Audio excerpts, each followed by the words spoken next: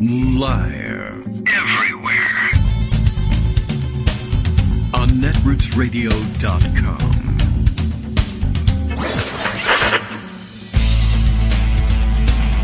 David Waldman. Kagro.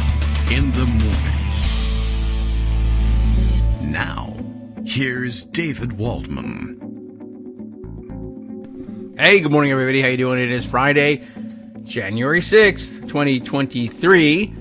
Luckily, it's not January 6th, 2021, because, of course, A, we all know what happened then, and B, something I've been pondering for the last 24 hours or so, and probably something I want to bring to everyone else's attention. Thanks to Mastodon tutor, I really actually have to say that, Susan Barrett Price, who sent me the note, about 24 hours ago, a little under, I guess while listening to the show, because it's hashtagged KITM. So, what if the current no speaker situation, she asked, had been the case on January 6, 2021? Would there have been no presidential election certification? And then what? And that's actually a pretty good question. And it got me thinking. I mean, I think I could engineer an answer, but I don't know that I could engineer an answer over the objections of a Republican majority. Now, I guess the Republican majority that we are facing now, if we transfer that in time to 2021, then we have a slightly different picture. But the basic question is a good one. I guess before I begin to ponder it, I guess when I say it's a slightly different situation, for one thing, you would be talking about, remember, you're talking about Donald Trump and his Republican allies claiming that he had won the election and that it had been stolen from him. That was considerably more difficult to do in the face of a continuing Democratic majority in the House, at least, and a working Democratic majority available to him in the Senate. Whereas, if the Republicans had won control of the House, even narrowly, and also had been claiming that the election had been stolen, I wonder how that would have played with people who were on the fence one way or another about how the election really came out. I guess, at the very least, you would say the people who were election deniers would have a stronger case, or would feel like they had a stronger case, if they could point to a majority in the House as well and say, clearly the sentiments of the country ran, skewed Republican or something like that. That wouldn't be proof of anything that happened with the presidential election, of course, but I think it might have colored the mood somewhat and just made things more difficult. Even more difficult would be that, everyone would have come in expecting to have a working Republican majority, even if it didn't look like Kevin McCarthy really had the votes to become Speaker. Now, directly to the point, the most important part of it, I think, is that, if you had this situation then, you might have been able to engineer a legal way of, remember what the stated intent of this of the operations of January 6th actually were. The unstated intent was, of course, and in some cases it really was the stated intent. Well, if you read the T-shirts anyway, right? Civil war and overthrowing the government. But if you take as the stated intent of January 6th the disruption of the electoral counting, the vote counting, electoral vote counting, and our reaction to January 6th, besides trying to prosecute people for being a lot of these people were, some of course were prosecuted for sedition and seditious conspiracy. That's bad. And criminal referrals from the January 6th committee for former President Trump include insurrection. But so far, most people have basically been charged, most of the people who were actually there on January 6th at the riot, with various forms of trespassing, and that's not really very much. But anyway, the main stated goal was to disrupt the electoral count, and our reaction to it legislatively has been the Electoral Count Reform Act. And now all this chaos is giving us another example of, well, you try and imagine what Republicans could be up to, even if you actually have a historical example on your plate. You still can't capture all the nuances and all the possible permutations of it.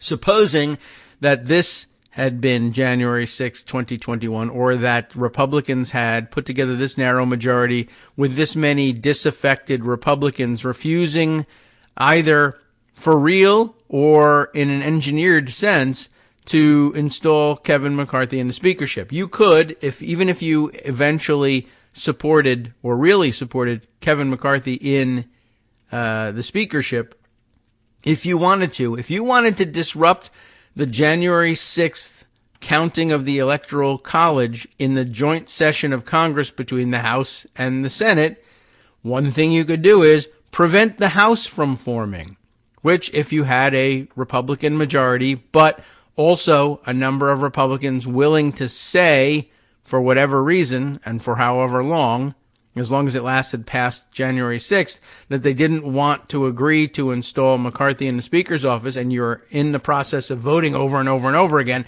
and there's no Speaker, and therefore none of the members of the House have been given their oaths, administered their oaths, and made full members of the House.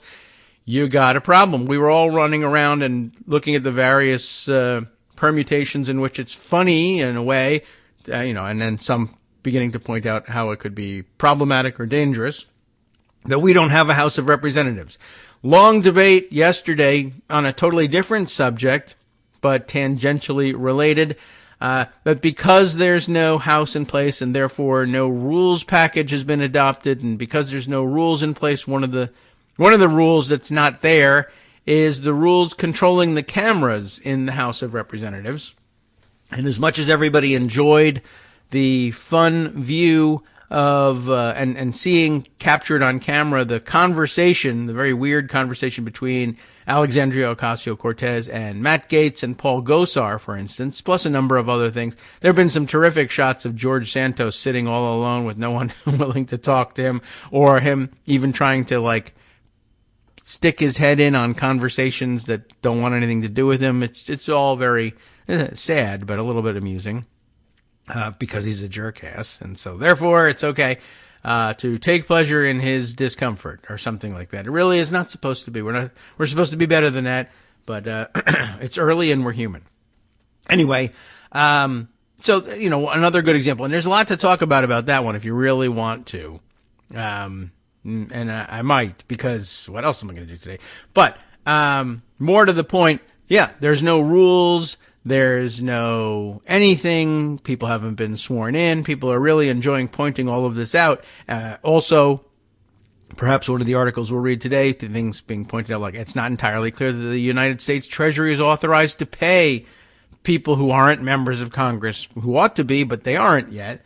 And if this goes on and on and on to past the end of the month, and it has happened that way before. I'm sure you've seen some of the historical articles talking about, the record number of votes and how long it once took one time in history to elect a speaker. And it was more than a month.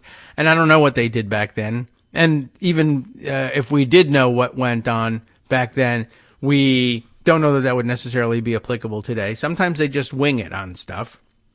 That was actually the point of some of the article we were reading yesterday towards the end of the show, that sometimes it's just, I don't know, that's always the way we've done it. Why do we do it such that members don't get sworn in by, say, the clerk of the House, and then elect a speaker?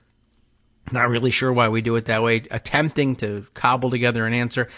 But if this current situation were happening on the in 2021, or if this were to happen again in 2024 or something like that, you'd have, instead of having to rely on having a mob outside, or in fact inside the House chamber, the Senate chamber, inside the Capitol, everywhere, having them stop the electoral count, you could just not begin the electoral count. Remember that takes place in a joint session between the House and the Senate.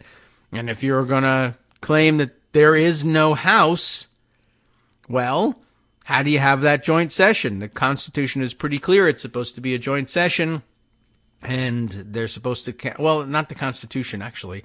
I don't know. What does the Constitution say about it? The Electoral Count Act, of course, that's just statutory, spells out the procedure.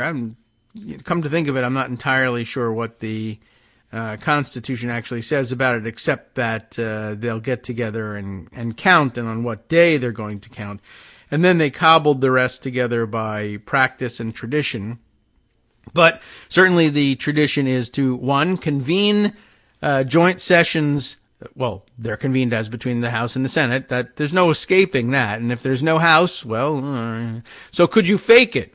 Could you pretend you're the House? There's reason to believe that you could, but it's not entirely solid, and we've never, proven it. But, for instance, what we learned in yesterday's reading, for purposes of electing the Speaker of the House, we see, right in front of our very eyes that no oaths have been administered, and if it's important in determining whether or not people are members of the House if they have not yet taken their oaths, as I have always held that it is, then what you're looking at is members elect, not members of the House, but members elect voting to choose the Speaker. And yet, the Constitution is fairly clear, right? In Article 1, Section 2, Clause 5, something in that neighborhood anyway, that says the House shall choose its speakers. And I have argued that it says, I don't have to argue, it actually does say that the House shall choose its speaker and other officers. And then, so that was part of my argument about why the clerk of the House might be considered a constitutional officer, but okay, no one liked that one. But instead, it's pretty obvious the House shall choose their speaker and the other officers. Yeah, here we go. Section 2, right at the end of Section 2 of Article 1. So either the Constitution doesn't mind, or for constitutional purposes, it's okay to consider a body of members elect to be the House of Representatives, or I don't know, or else we've just been in violation of the Constitution for as long as we've been choosing the Speaker prior to administering the oaths, or that in fact the moment of administration of the oath is not determinative of when someone becomes a member of the House of Representatives. But one of those things has to be wrong. The House of Representatives shall choose their Speaker. If you choose them as members elect, then something's got to give. So I guess it's possible that you could put together an interpretation in which, if you have to have a joint session on January 6th, but you haven't chosen a Speaker and therefore have not administered the oath to the members who are supposed to attend that joint session, you can still say, well, they were busy choosing their Speaker, and so for those purposes, that would be the House of Representatives that was doing that. So why can't they be the House of Representatives for the purpose of convening a joint session for counting the Electoral College votes? A pretty good argument. I think it's pretty difficult to get around, but it has to be made and endorsed by somebody. The House has to want to say, yes, we're the House. Does the House want to say they're the House if they don't want to convene a joint session to count the Electoral College votes? With a Republican majority, it's an open question. Now, the Republican majority, as it might have been constituted 2 years ago, might be different than it is today. Even today, you might find that they might say, well, we're divided. Only 20 of us want to make this problem go on. For the purpose of installing a president, some number of us be willing to jump on and say, all right, well, we don't want McCarthy to be Speaker, but we're going to vote yes on the question of, are we going to tell the Senate that for purposes of Electoral College vote counting, we are the House and we will now convene a joint session? We'll say yes to that. Now, who convenes the joint session? I don't know. In the case of most joint sessions, it's the Speaker of the House, so that would ordinarily pose a problem. But remember that it's the President of the Senate who is going to preside at this particular joint session, the one for the purpose of counting the votes. Now, all right, So that gets around the problem of not having a speaker, although there are some other technical problems. In order to convene a joint session, it takes place in the House. It's the bigger room. You could have it take place anywhere, I guess. But by tradition, the joint sessions happen in the House chamber, not because it says so in the Constitution, but because it's the bigger room with more seats. That's literally all there really is to it. But it's a room traditionally controlled by the Speaker of the House, because traditionally you have a Speaker of the House. And they're in control of the rooms. Remember that we were explaining that's why Kevin McCarthy is probably in the Speaker's suite right now, having been invited there by the previous Speaker prior to January 3rd. And, all right, so the Speaker is usually the one that formally issues the invitation. Come on over, Senate. And she directs the Sergeant at Arms, or in the old days, the Office of the Doorkeeper, up through like 1992 or so. They had an Office of the Doorkeeper. And that got folded into various other offices. The duties split up and folded into the, well, it doesn't matter to you, does it really? To the Sergeant at Arms office, some to the clerk, and some to the new Chief Administrative Officer of the House, in case you were really interested in finding out where the powers went. Anyway, but the Speaker invites the Senate to come over, directs that the Senate be admitted to the hall of the House, and perhaps in most cases calls the joint session to order. In this case, I don't know whether now thinking about it, I don't know if I've seen it, but it's probably the President of the Senate that calls them to order, though it could be the Speaker of the House who then hands the gavel to the President of the Senate. You can get around that part. It's the invitation and admission to the hall that's somewhat problematic. But I think it's all fixable. And the fix has already been mentioned. Maybe something to add to the Electoral College Reform Act, or Electoral Count Reform Act, that we didn't think of the first time around, was perhaps we ought to use a vehicle like that to say, either always or in the absence of an elected speaker, that by some date certain the clerk of the House should be considered empowered to administer the oath of office to members. I think they ought to do it in the other direction anyway. I think the clerk of the House ought to be the one to swear in members, and then the members would vote and elect a speaker. And, you know, if you want to, you could have the dean of the House at that point administer the oath of office. It could be the clerk, certainly, but it's more symbolic to me if the dean of the House does it, so that it's clearer that the power to be speaker flows through the elected and sworn members of the House, not through the clerk. Whereas the right to be recognized as a member of the House should, I think, properly flow through the clerk who received and processed all the certificates of election and examined them, and absent any word from other authorities or potential or future authorities like members elect who are going to become the boss shortly once they're sworn in, unless they alert the clerk that there are some members who ought not to receive the oath based on whatever information is out there, George Santos, say, something like that, or something stronger than that.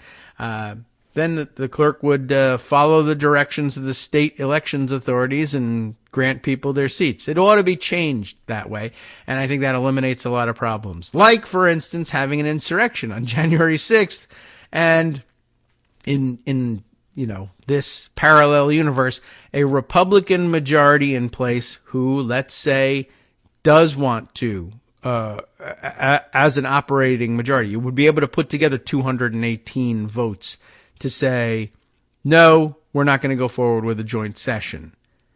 That would have been a real interesting and real different situation if there were, a perfectly legal and otherwise non-problematic way of saying, yeah, the electoral vote count is not going to go forward. Oh, the other thing that the speaker would have a role in is the speaker nominally is the one who puts forward the names of House members to serve as tellers in the Electoral College count. The Senate names 2 and the House names 2.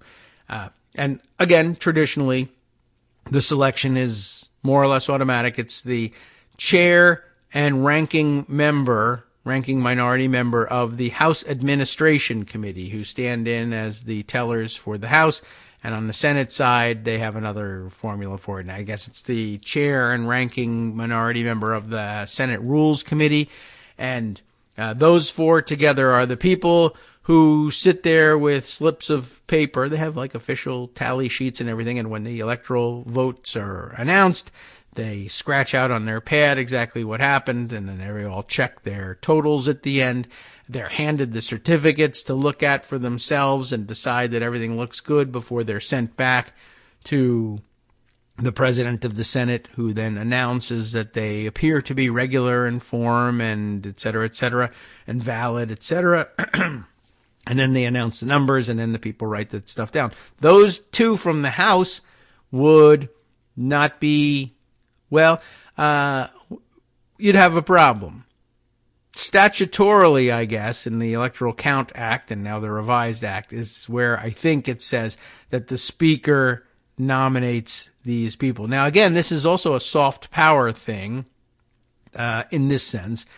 The Speaker nominates them, but by long tradition, we already know who it is who's supposed to serve. But it's the Speaker's nomination. So, like, okay, here's another instance of yesterday's Speaker voting in round 5,000 or whatever. At one point, Matt Gaetz actually stood to vote for Trump as Speaker of the House in one of them. And he later switched, by the way. So he's not super serious about it or anything, but he figured let's screw around and just alarm people. He didn't nominate him. He didn't make a nominating speech and put him up in the beginning of the vote, which, you know, is something he could still do. But he voted for Trump. Now, and people have speculated on this before, that what if Donald Trump was Speaker? There's a lot of weirdness that would be involved with that. But one of them would be that, say, for instance, for the purpose of counting the electoral votes, again, by tradition, it's always been the chair and ranking minority member of the House Administration Committee that get nominated as the tellers. But the power statutorily belongs to the Speaker. The Speaker hasn't, for many, many years, or maybe ever, had any reason to break with that tradition. It takes another stupid decision off of his or her plate. But suppose that the person making those decisions is a chaos agent or someone very stupid or weird. And instead of saying, I'm going to honor the tradition and nominate the chair and ranking minority member of the House Administration Committee, I'm going to nominate someone else. It probably has to be a member of the House in order to be active at a joint session like that. May or may not say in the Electoral Count Act or the revised version of it. But even so. So, okay, the tellers are now Jim Jordan and, I don't know, who else is Matt Gaetz, for that matter. And they're willing to sit there. Why does he nominate them? Because they're literally willing to sit there and say, this piece of paper doesn't say Joe Biden won Arizona. It says Donald Trump won Arizona. Even if they don't get handed the fake they could get handed the fake electoral counts. Or you could hand them to them. You know, they tried to give it to Ron Johnson to hand to the vice president for him to carry in. Remember, before January 6th last year, we went on at great length about how are you supposed to get those fake electoral certificates into the hands of the vice president. And it turns out, you know, well, we all thought it might be a little bit petty and just a little stupid to parse that narrowly. But it turned out to be a big part of the operative failure of the coup on January 6th. The other part, of course, being that Mike Pence was never agreeing to go along with it.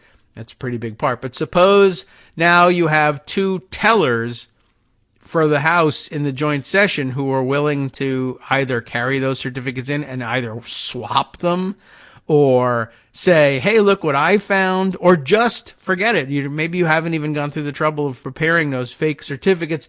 You just have somebody as crazy as Matt Gaetz who just says, this says Trump won. You know, what? Give me that paper, says somebody else from one of the tellers from the Senate. I'm from Arizona. You know, I know they didn't win Arizona. No, this doesn't say he won Arizona. It says Biden right here. And Gaetz, if he wants to, can stand there and say, no, look, it says Trump. That's Biden. Are you out of your mind? what do you do with somebody like that, right? Ordinarily, if you want to impose order, you say, get this guy out of here. You're no longer a teller. You're out. Well, you can't. Yeah. Sergeant at arms, take him out of here. Whatever it is, whatever procedure you have to go through to remove a person as teller. And nobody knows what that is. It's never been done before. But I suppose you could try and do that if you're Matt Gaetz and you're crazy.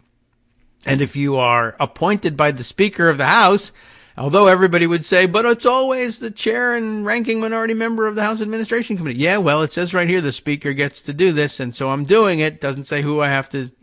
Those are some of the soft power places where it's a hard power. It's granted to them.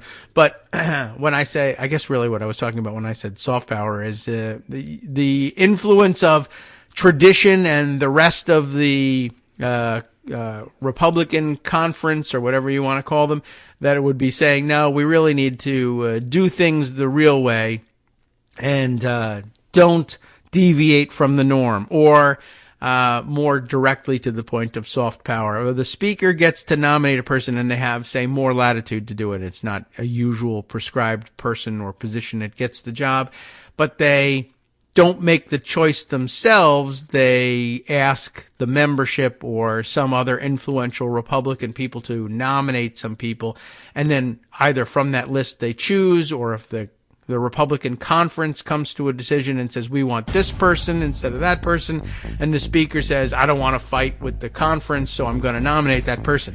I didn't make the choice, but I'm making the nomination. The power belongs with me, but the soft power belongs elsewhere. You get the idea. That's what I kind of meant by that. So think about all the chaos that you could have created with that. If you had a Republican conference that really had 218 votes to not start the joint session, yeah, I don't know how you get around that one. Hi, it's me, David Waldman, the same guy who was just talking to you a second ago. Our Patreon subscription drive is still going strong, with over 175 monthly donors who help keep us on the air. If we've helped keep you going during the pandemic, why not return the favor and help us keep going so we can all be together for the next disaster? Patreon.com, Patreon.com, makes it easy to make secure, recurring monthly contributions to support our show.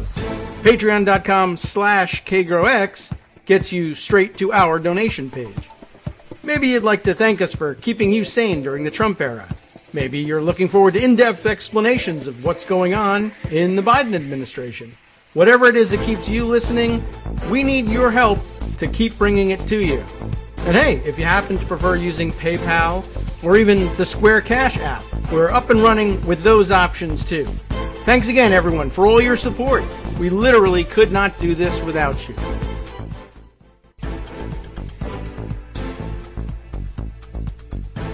All right, welcome back now to the Kagro in the Morning Show here on Netroots Radio. So, yeah, there's been no news for the first half hour of today's show. Just wild speculation on what a problem this could be. I bring it up because I find it fascinating. It's always worth gaming this stuff out, and you wonder about the number of problems that are not foreseeable when you write something like the Electoral Count Reform Act. But I mean, I guess this is fairly foreseeable. Basically, all you really have to do is go through the exercise and go through step by step, war game out the process. Go through the process as it's outlined, as you envision it. But you got to have a red team, not necessarily Republican, but in these war game type things, the red team is like the people who try to find things, find the seams and foul stuff up so you can anticipate problems that people could create before they, try and plug the holes before the thing actually happens. I consider myself a pretty good red teamer. That would be my specialty in life. If if there were really a way to design a vocation for yourself, I would say, yeah, I need to be on people's. Put me in your simulations, whatever you're doing. Tell me the rules. Tell me what you're trying to do, and ask me, can I ruin it? Can I foul it up? Can I make something go wrong? That I'm perfect. That's the job for me. That, and I guess catching falling objects. Apparently, as a younger person, I could have a more athletic person. Perhaps I missed my calling as a hockey goalie. I can't skate, but I could have learned. But, eventually those skills would fade, and being a professional war game red teamer would be my calling. And, all you have to do is take a look at what the rules are and find the seams. So things like this, right? And the key question in any of these situations would be, what if you just don't? Right? Anytime somebody says, well, the rules are da-da-da, and the rules say this person in this process has to do this. Well, what if they just don't? That's the basic question. You just start from there. The rule says that there has to be a joint session of the House and Senate to count the electoral votes. Well, what if there just isn't? Well, how could there not be? It says there has to be. The Constitution demands it. The Constitution doesn't demand it. The statute demands it. And even if it does demand it, okay. So here's the question. I'm not coming. And 218 of my like-minded friends are also not coming. What are you going to do? Well, there are methods, we'll send the sergeant at arms. We will. Well, will you? I mean, if there's 218 members of the House who say we're not showing up, who orders the sergeant at arms to go round us up? There's no working majority to say you have to do this. And that's the big thing here, right? If 218 members of the House say, like I said, I don't know if there's any way around it. There is one way around it, and that was a determined House could say, no, we haven't been able to administer the oath to ourselves because honestly, we're unable to elect the speaker and we do things this way. And so we haven't administered the oath. So we're not the House, but we want to be the House for this purpose. Like, let's say they thought Donald Trump had won, and let's say all of us thought Donald Trump had won the Electoral College, and they wanted to get together and count that and reaffirm his reelection. Then they would say, well, it does say here in Article 1, Section 2, Clause, whatever it is, 5, that it's the House of Representatives that chooses its speaker. We haven't done it yet, but we're in the process of doing it. That's fallen to us. So for the purposes of the Constitution, we're the House of Representatives. So it's probably also true that for the purposes of this joint session, we're the House of Representatives. And that would be acceptable. And anybody who questioned it, it could be fixed. I think that's wrong. I think you're misinterpreting things. It might only be the case for the speaker because it's otherwise physically impossible to get organized, but that doesn't mean you get a pass on everything else. Okay, valid point. Let's have a question. House of Representatives, I put the question to you, the assembled members elect. How do you want to interpret this constitutional clause? Or how do you want to interpret this statutory clause that says that the House of Representatives should show up at the joint session and that we're that House? And if 218 of the members say, yes, we are, then they are, at least for the time being, right? I mean, I suppose you could get a court to try to intervene in sometime in the next 2 to 4 years. They'll get around to it. But in the meantime, the House will have decided, and in all likelihood, when it gets to them, they'll say, we're not going to interfere in the House's interpretation of its own self. We're going to let them do it. So if 218 members say, yes, let's do it, then they do it. That's fine. That solves the problem. The problem arises when 218 members say they don't want to do it. Biden has won, and there's 218 Republicans. They can't agree on who the speaker is, but they can agree that they don't want Biden to be president, so they just say no. So those are the questions you're supposed to ask in those red teaming things. What if they just say no? And the answer isn't very clear. Well, we'll arrest you. On what authority? You can't. In fact, it says in the Constitution that members of the House, and maybe these are the members of the House, are privileged from arrest for things like this. So, you may have really written yourself a real problem and not known it. So, you get a red teamer to point those things out, and then you go back and you say, all right, Electoral Count Reform Act. One of the things you do is, right, we'll just say the House clerk can swear everybody. Well, if you're really red teaming it, suppose 218 members of the House also say we reject the authority of the clerk to do this. Well, then you're starting to get into territory of, I guess you were already in it if they were going to say we don't want to be the House, or we do want to be the House, depending on, what the situation is. If it was going to disrupt the rest of government, I suppose if they were going to say we will be the House and elect the president, who most people actually think won, then, you're not really creating as much of a constitutional problem as you thought. Most people thought their president won, and they come in to confirm that, and I guess everybody says, well, it's a real shame that he won, but he won. But when they're starting to say things like, well, we're just going to say this paper means something else, right? Okay, so now there's a problem. But if 218 of them say it, do you have to sit there and listen to it? Can you arrest them? What does the law say? How far can you take the law and the Constitution to force people to do that thing which you thought everyone would do? Because, of course, it says you have to. But always ask that question. What if they don't? What if they just don't? Because with these guys, they just won't. They'll just sit there and say, you can't make me. You know, that's been Donald Trump's approach to everything, right? Just do what you want to do and let the law catch up to you, right? Just take the action first. And if it's not right, let them sue you. And, maybe you'll win, maybe you'll lose. But, in the meantime, we'll make good excuses and drag this thing out for as long as possible. So anyway, it's a real vulnerability.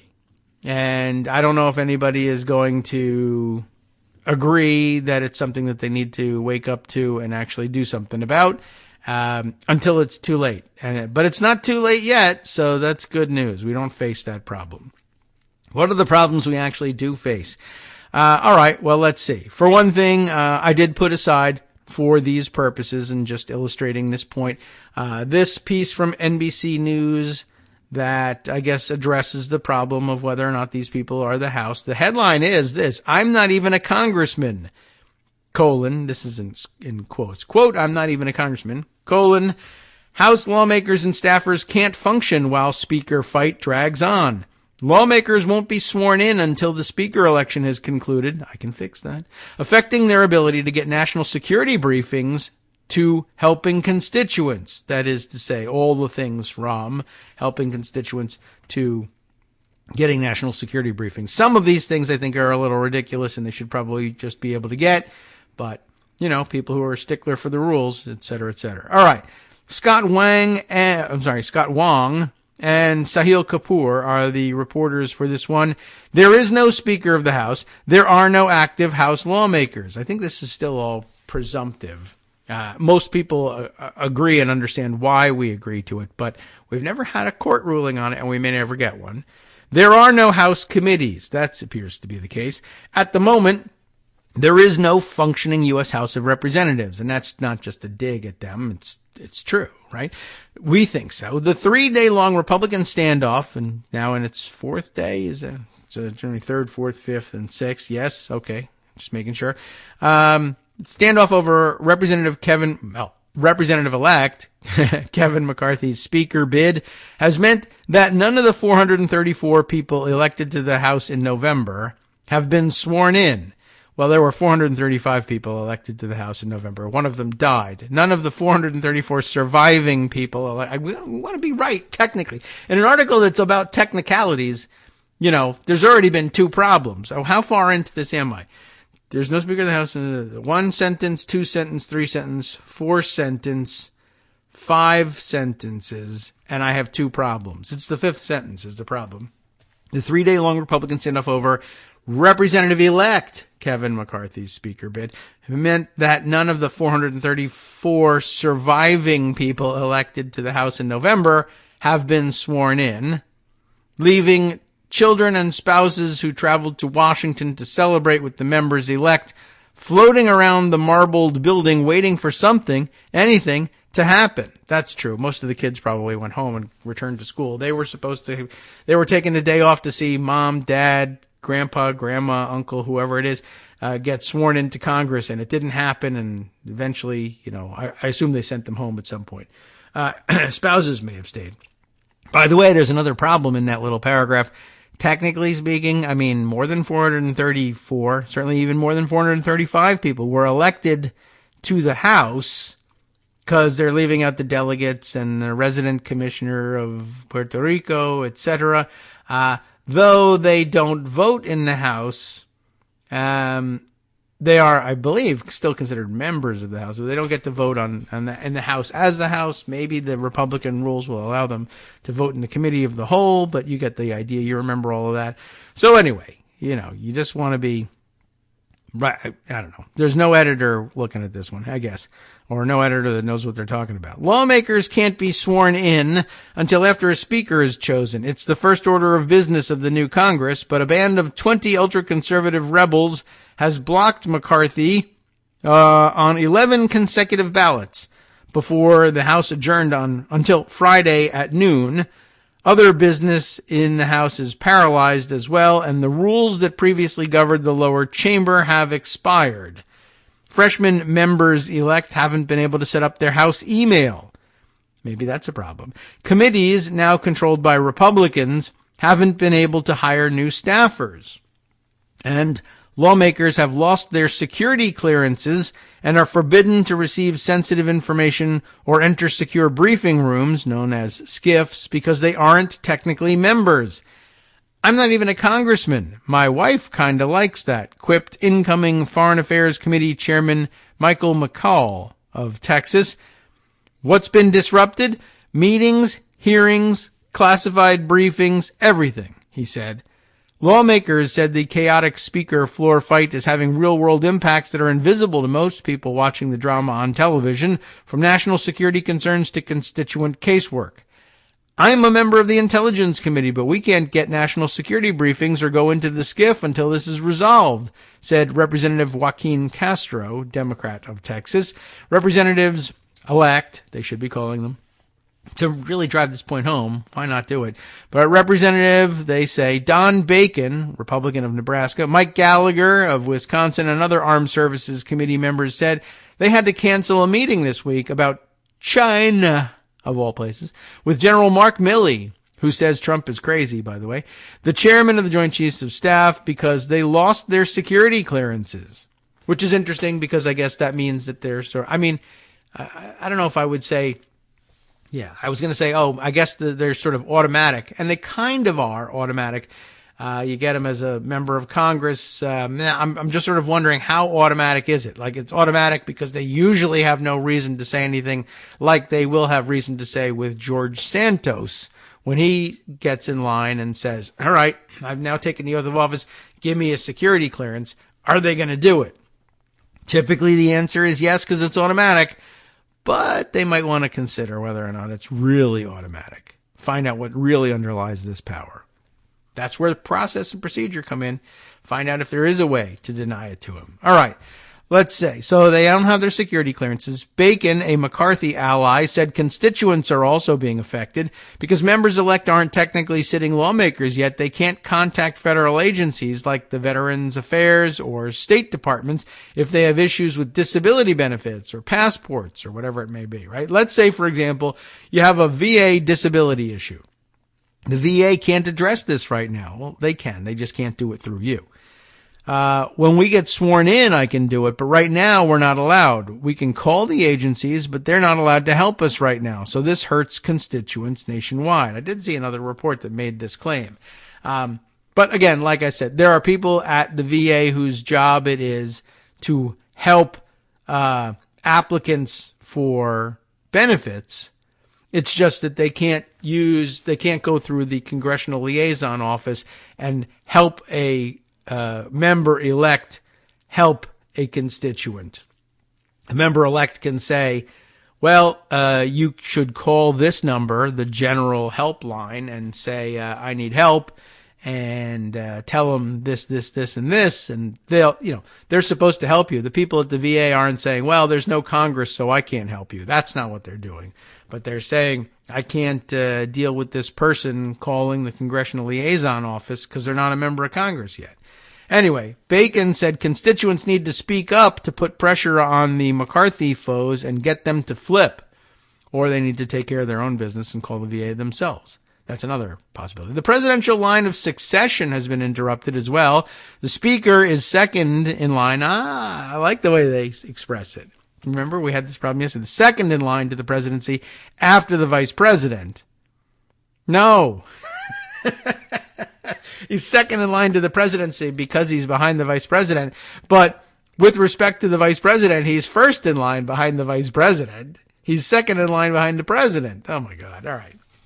Anyway, that's a semantic problem more than a technicality. But they're saying the speaker is second in line to the presidency after the vice president. But with no speaker, I mean, it's not a really huge problem. It is being affected. The succession is being affected. It's just bypassing Kevin McCarthy, which is fine by me. With no speaker, Senate President pro tempore Patty Murray of Washington is now second in line. Fine. Terrific. I mean, the thing about the line of succession is it's working fine. It's working perfectly. There's no Speaker of the House, so what? Speaker pro tem of the Senate is next. Oh, there's no Speaker pro tem? All right, well, I mean, this is a problematic, and you start to wonder where are people, but, the answer is Secretary of State comes next. And then there's a whole line of succession. I don't know what it is. It's like Secretary of the Treasury is next, something crazy like that. Anyway, it's funky, but it doesn't mean you can't have continuity in the executive.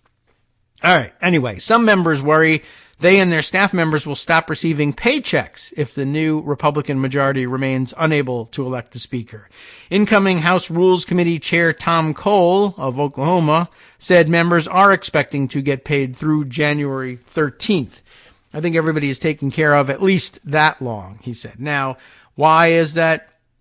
I think that they do. This was part of my confusion about the situation earlier. I'm not entirely positive what the rules are because normally you never see them because never run into a problem like this. But I do think members elect are paid for the period during which they are coming to orientation and getting ready to take up their roles.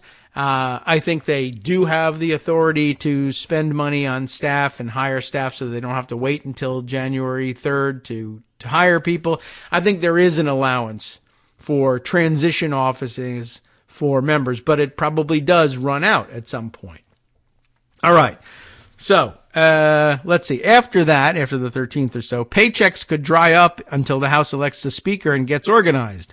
Cole said the exact details of how that would play out are still unclear because no one ever has been dumb enough in the modern era to do that.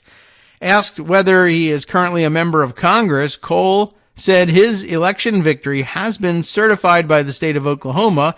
All I know is nobody's stopped me from going into the chamber, and I've been able to vote every time. So, looked at that way, you got a pretty good argument. Representative Barry Loudermilk of Georgia, a Republican, the most senior Republican on the administration committee, said, so therefore he would be a teller, I guess, if they were counting electoral votes, said he had authorized lawmakers to use their members' representational allowances, or MRAs, okay, to pay for staff salaries in the short term.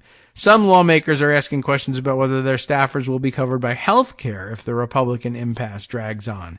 That's a different question. At least, and that's interesting too. That's a good question. So ask a Republican, will you authorize us to pay our staff? Well, that involves Republican staff as well as Democratic staff. So unless I'm willing to really go out on a limb and say, okay, Democrats, you can't pay your staff, but Republicans can. And Gimitarians might order that. I mean, why not? But if he's looking to be fair about it, all of them are in the same boat. They might very well say, yes, pay for your staff. Sure, go ahead. Use your member representational allowances, the money that you were supposed to be using if everything had gone right. But health care, are they covered by health care? Well, ordinarily, you would say, well, both Democratic and Republican staffs are affected. But remember that Republicans are ideologically inclined to say, oh, government health care, no, that's horrible stuff. That's Obamacare. We don't want it. They might say, no, you're not covered. You're not going to get your money. They might want to do that. I mean, it's ironic. Even one of the big House insurgents, as I recall, was Andy Harris from Maryland. Remember him? You might recall him last being mentioned on the show or in our consciousness as the Republican member who opposed Obamacare, et cetera, and then got elected to Congress and immediately was like, how come I'm not getting I have to wait a month for my health care to kick in, my government health care. I'm so angry about that. You remember that guy? So let's see what he has to say about this. all right, as far as house-funded healthcare, that's up in the air, is what it says.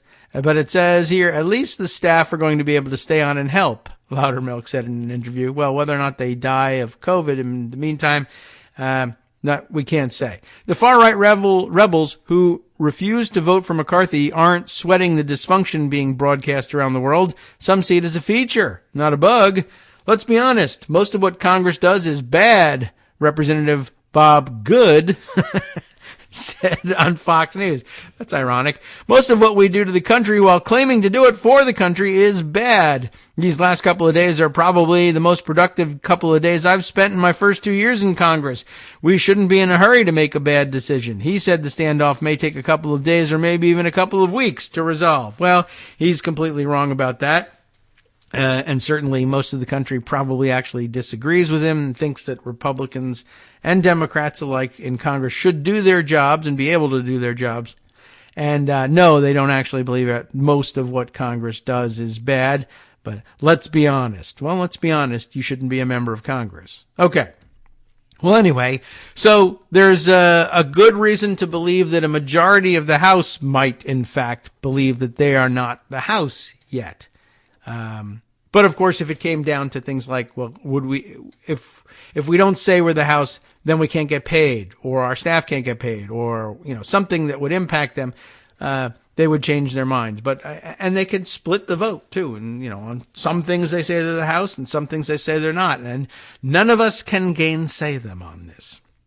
So what about the concessions that are rumored to be in the offing from McCarthy to bring back the rebels? It is said that there are a few of them that would be willing to accept concessions in exchange for their votes, but it is also said that not enough of them are willing to do that. But what is he conceding? Well, let's tell you the not real news on that was sent to me via the Old Bird site, thanks to our friend Darwin Darko, who sends this item, which appears to be from The Daily Show, actually, passed on, but mocked up to look like a CNN screen graphic.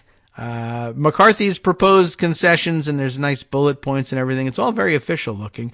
1, can only bang the gavel on his own crotch. That's a pretty good idea right there. 2, build the border wall, and he has to be on the other side of it. That's a good concession to make. Install those Wild West saloon doors on the Capitol to make future insurrections easier. That's a good idea. Probably cuts down on the glass damage as well.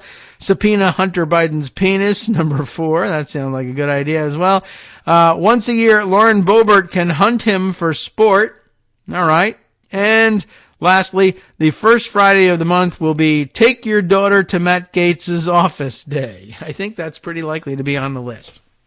Well, all right. Those aren't the real concessions. I was upfront with you about that. I could not tell a lie. I had to tell you that it weren't really true. But what sorts of concessions are really in the offing? And as the Washington Post asks it, what McCarthy's concessions could cost him and the GOP? That's Aaron Blake writing in the Fix column. And here's what he's got to say. Kevin McCarthy is giving away an increasing share of the store in the name of salvaging his languishing campaign for House Speaker. The would-be Speaker is bent to the House Freedom Caucus's will through a series of major concessions, probably, despite little evidence that this is actually swaying enough members, or really any members. 21 Republicans voted against him in the 7th, 8th, and 9th ballots on Thursday, the same number as on each ballot Wednesday, despite McCarthy's allies suggesting they had made progress overnight. And by the way, despite my dad's theory that Republican opponents of McCarthy might have had votes in their pocket that they held back in order to bring out in successive votes to show that the momentum was swinging against him, they have not produced that. That may yet happen, just not for the reasons that my dad thought. It may yet happen because there are some people who said, well, look, I'll vote with McCarthy reluctantly for the first couple of ballots because I know there's going to be some nonsense. But if it gets to like 10 ballots, I'm just going to start doing my own thing here. No one has delivered on that on the 10 ballot thing. And somebody who said that they were up for 5 ballots extended it to 10 or 15. So far they've been giving reprieves on that. But we may yet see numbers begin to change today for reasons other than the theory my dad had. But still, good idea to throw that theory out there because the numbers will start changing and people will be wondering why. Anyway, so it's 21 at the moment. At some point, McCarthy's GOP backers need to ask themselves how much they're willing to entertain this strategy before it goes too far for them. That's because McCarthy's concessions could not just negatively impact them and their vision of the House, for the House, but makes it more likely that even a speaker not named McCarthy would have to match them. And some are indeed starting to raise concerns about the trajectory of those negotiations, suggesting McCarthy risks robbing Peter to pay Paul. Chris Stewart of Utah confirmed to MSNBC that there is a breaking point at which he and his fellow McCarthy backers could bolt, saying, honestly, there's many of us who feel like we're very, very close to that at this point. I think here they're referring to what the phenomenon we worried about or wondered about or laughed about, depending on how you look at it, just the other day, where they may say, why are gavels and chairmanships being given to the disloyal insurrectionists who held out instead of the loyalists who stuck with you? That doesn't make sense. We're not going to continue to support you if that's what's going to be the price. Stewart added, if you go beyond that, you would really reach a point where we're not going to be ruled by them. And I think we're nearing that point, that threshold now, where there's two things. There's only so much you can ask for, and I think we've reached that. And then the second thing is, if you go beyond that, if you're going to begin to lose support, you are going to begin to lose support of other 200. Kevin, I know, is aware of that, and I think he's careful not to go beyond that line. I don't know whether that's really the case or not. But then there's also, even if you're not worried about losing things that you thought were yours and losing them to the rebels, there's also the issue of, well, as Gates hinted yesterday, it's going to get to the point where being the House Freedom Caucus chair is more important and more powerful, in soft power anyway, than the speakership is. Because if you can vacate the speakership with one person's suggestion and gathering 218 votes or whatever, then the House Freedom Caucus is going to continue to threaten that every time they don't get their way, whether it's a substantive outcome on a bill or anything else.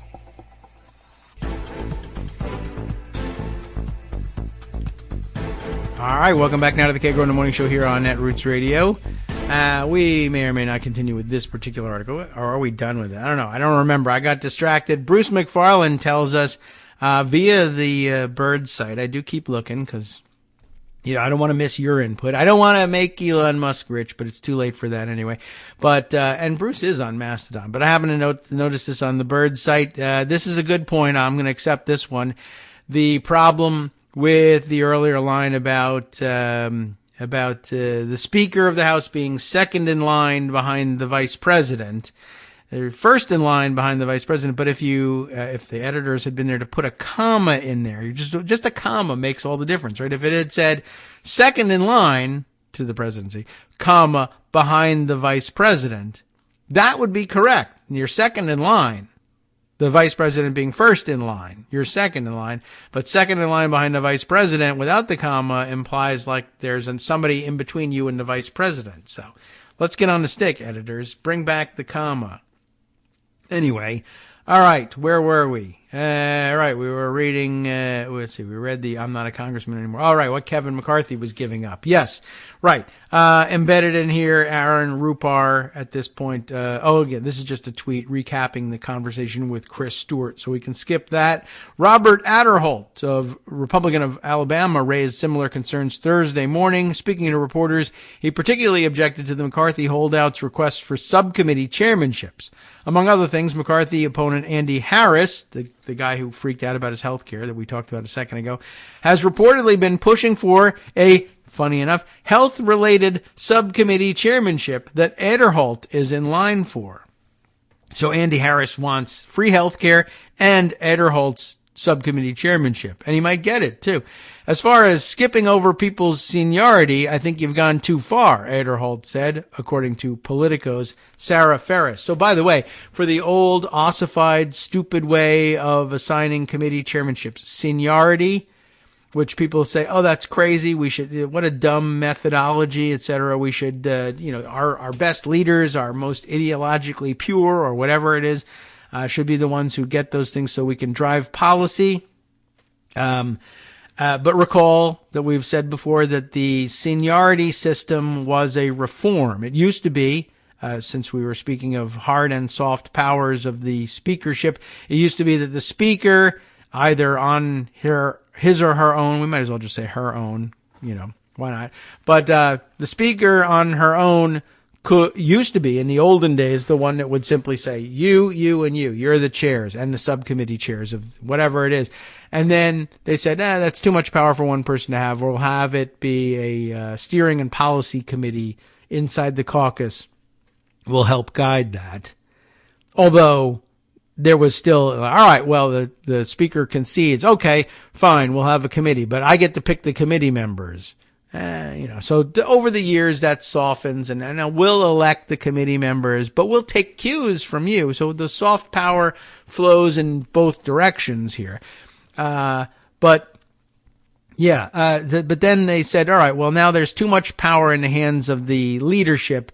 What we ought to do, for instance, in days coming off of, or out of the last days of segregation, and finally, getting rid of Jim Crow laws and various other racially discriminatory laws. Back in the olden days when there was still sanctioned racial discrimination, and you had, and yet you did have black members of Congress from states that were, okay with black people voting and weren't doing their utmost to, A, prevent black people from voting, and B, electing a black representative. Still, they would arrive in Congress a distinct minority, not just racial minority, and face, at the time, racist, very often Southern, and very often Democratic, leaders of Congress who would say, well, I'm just, I'll accept that I can't expel them,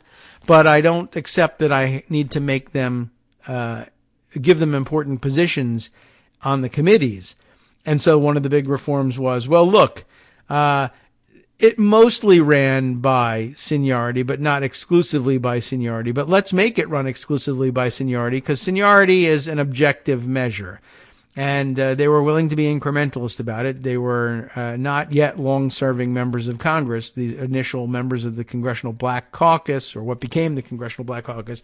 But they did say, why don't we say that we'll do things objectively? If black members of Congress can build up the seniority and come back here time after time after time, why should their constituents' power be any less than your constituents' power? Of course, the avowed racists will say because they're white and your constituents aren't.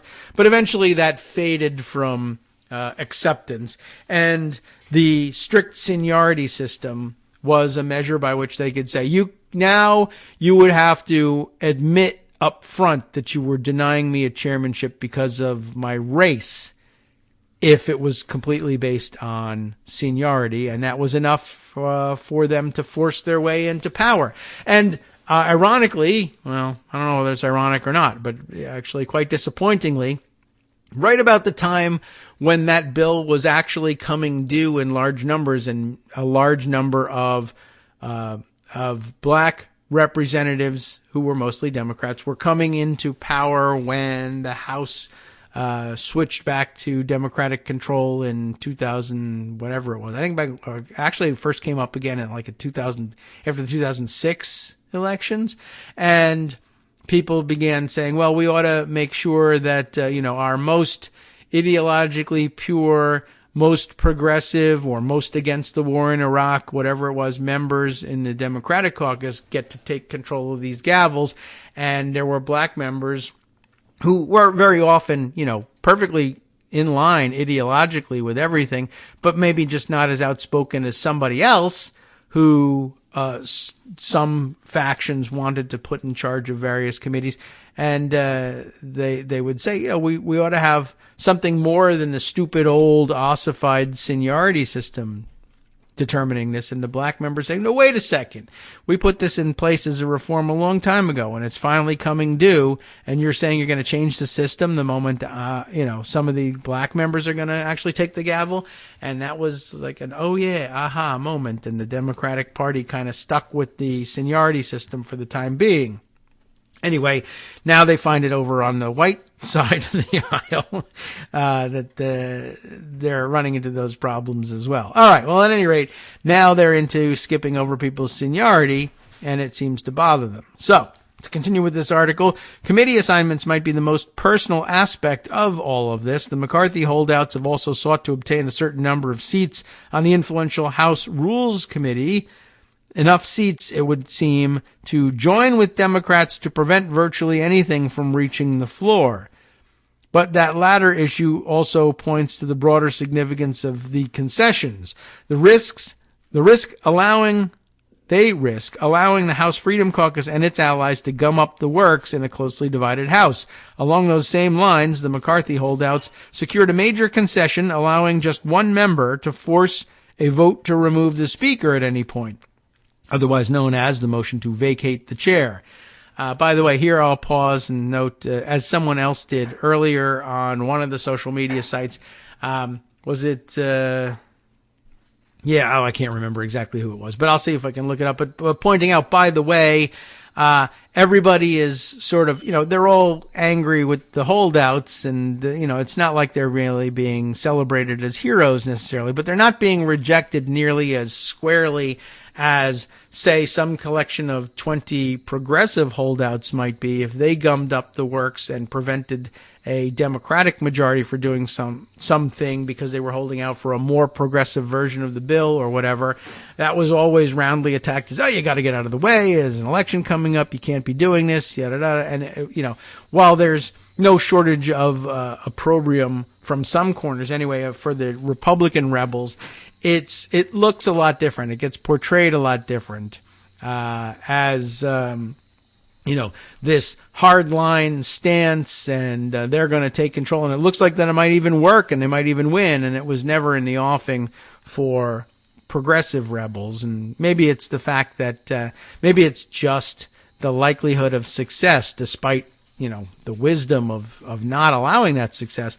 It's just, one speaker was not going to allow it, and as it turns out, it was the more effective of the two, Nancy Pelosi, and the other speaker will allow it, and so therefore it gets taken more seriously, even though it means that the House collapses.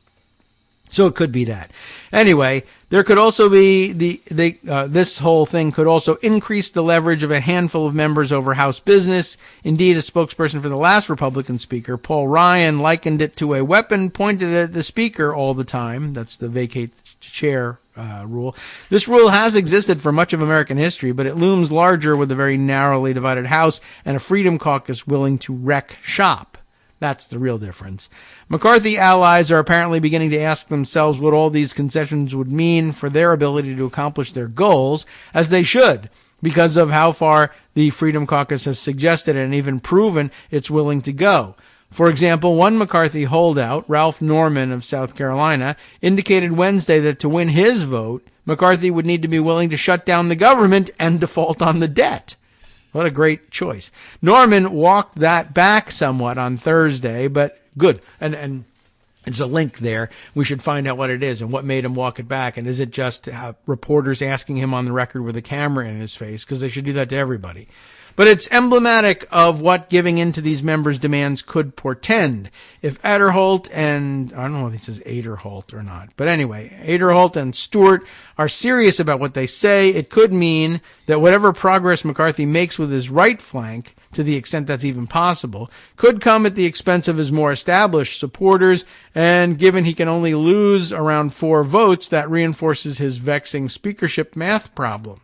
It also raises the unlikely scenario of a bipartisan deal to elect the speaker.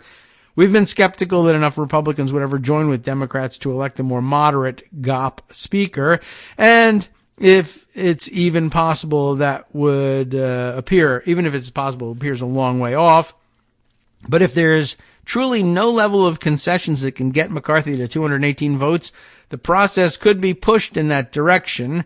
And at some point, enough McCarthy backers might decide the growing list of concessions, whether in a McCarthy speakership or because any GOP elected replacement would also have to agree to them, is worse than having to cut a deal with Democrats.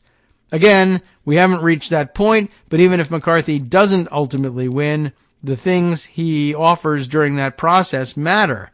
And the fact that we're now hearing his supporters ring some alarm bells surely thickens the plot. All right, good, worth reading. Let's see, what else have we got here?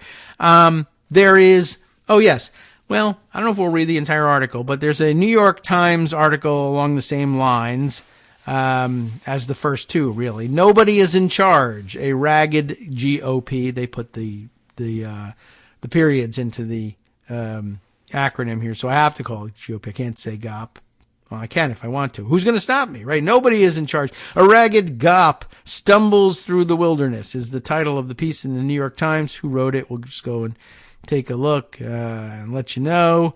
Lisa Lerner and Reed Epstein wrote this one, and it might be worth the read, but I came to my attention through a Mastodon toot, which actually came up correctly in Pocket this time. So I can tell you it's from Jay Rosen, who had what he thought was the most interesting part of it. Did anyone see, he asks, this hallelujah paragraph in the New York Times today? I think it might be yesterday. Here's the part we celebrate. The context, he says, is the current meltdown of the Republican Party. The part we celebrate is this quote, that ideology of destruction defies characterization by traditional political labels like moderate or conservative. Did you hear that? The Times politics desk is now admitting that conservative is not a good name for the MAGA forces overtaking the GOP. And it only took 12 years. All right, that's a good point. Let's see if we agree and see what the context of this is. It doesn't look like an overly long piece. Again, Lisa Lerner and Reed Epstein writing this piece. As the chaos and confusion on the House floor stretched into a third day, Republicans made it abundantly clear who was leading their party. Absolutely no one.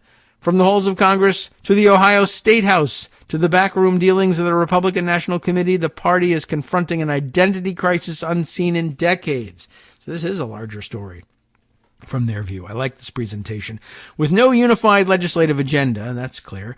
Clear leadership, no clear leadership that is, or shared vision for the country, Republicans find themselves mired in an intra-party warfare defined by a fringe element that seems more eager to tear down the House than to rebuild the foundation of a political party that has faced disappointment in the past 3 national elections.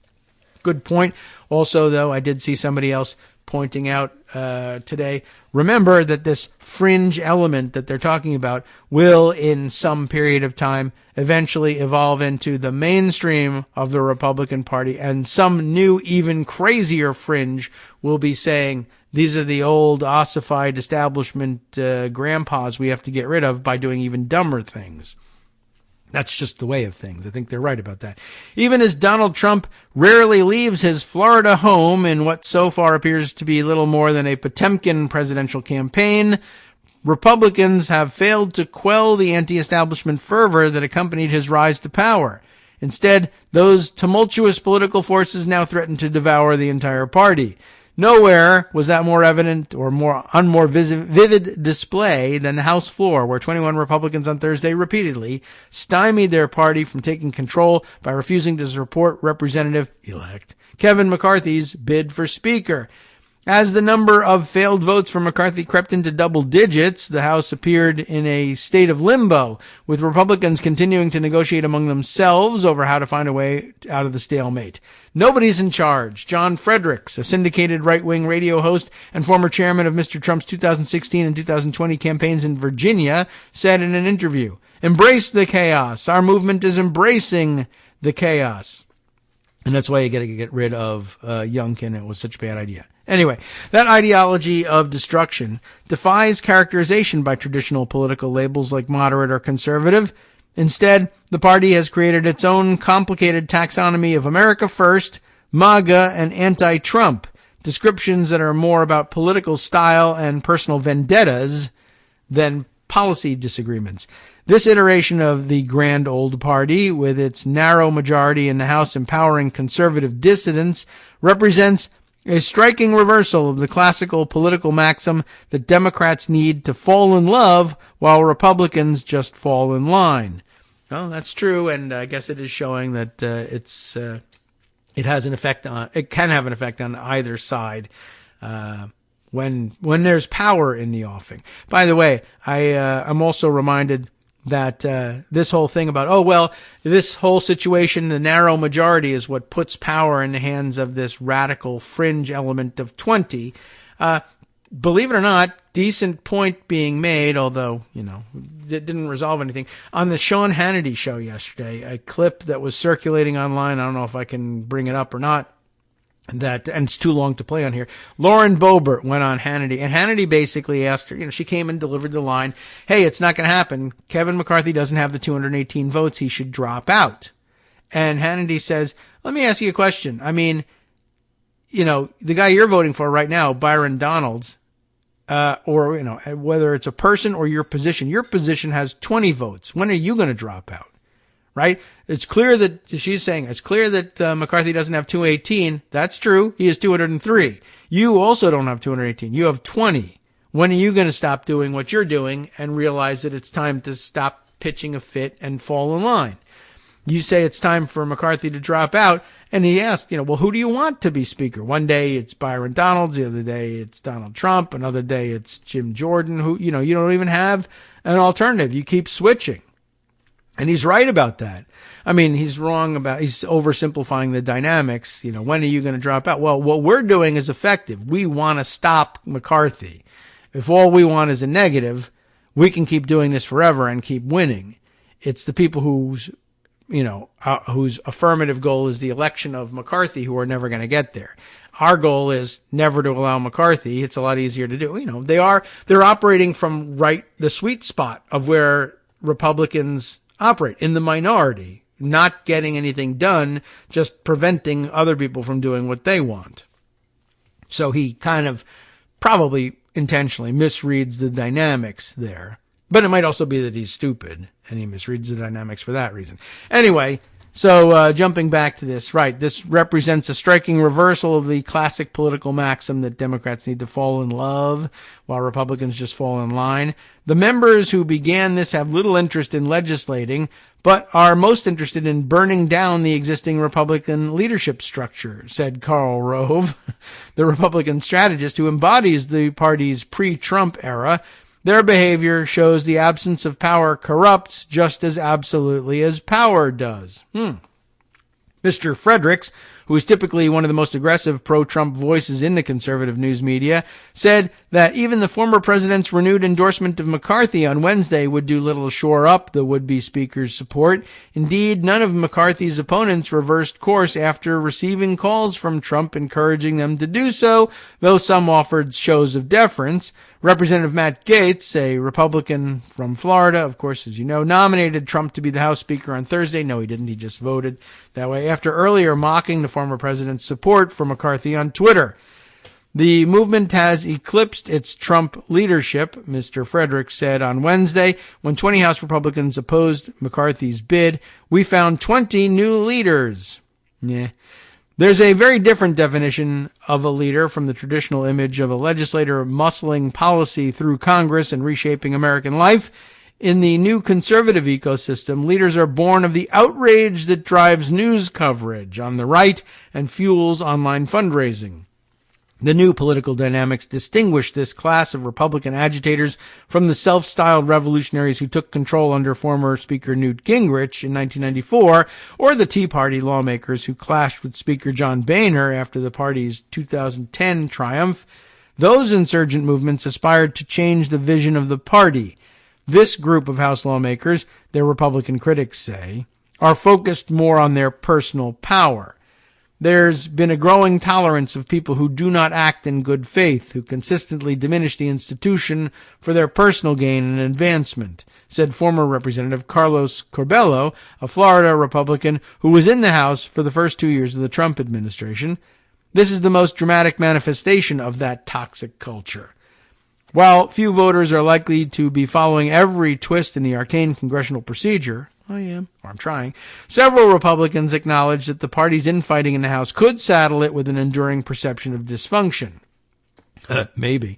Matt Brooks, the executive director of the powerful Republican Jewish Coalition, called for the infidels to pay a real price for their opposition, adding, there are elements of us looking at like the Keystone Cops. And by the way, the Republican Jewish Coalition no longer includes George Santos. So there you go. At least a few Republicans worried that the drama could have long-term effects as the party heads into what increasingly looks like a contentious battle for the 2024 presidential nomination. We have to get this speakership settled, and we have to go forward if we want to be successful in 2024 as a united party. Ronna McDaniel, who faces a stiff challenge this month to her leadership at the Republican National Committee, said on Fox on Tuesday.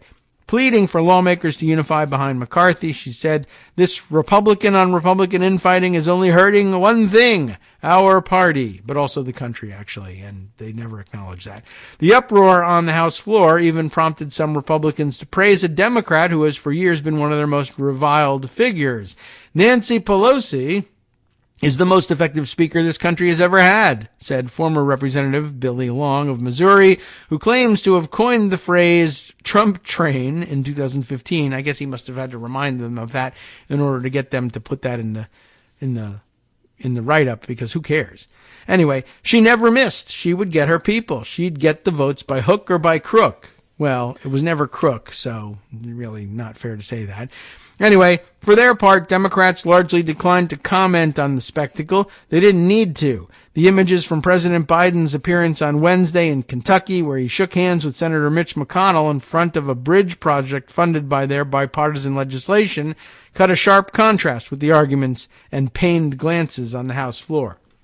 By the way, the whole by hook or by crook thing reminded me that part of Lauren Boebert's complaint when she was on with Hannity was how it was unfair and dirty dealing for McCarthy to threaten the holdouts by saying, well, you won't get this or that committee assignment. And yet they're trying to use their leverage to get those committee assignments that they want instead. But his saying no is dirty pool, apparently.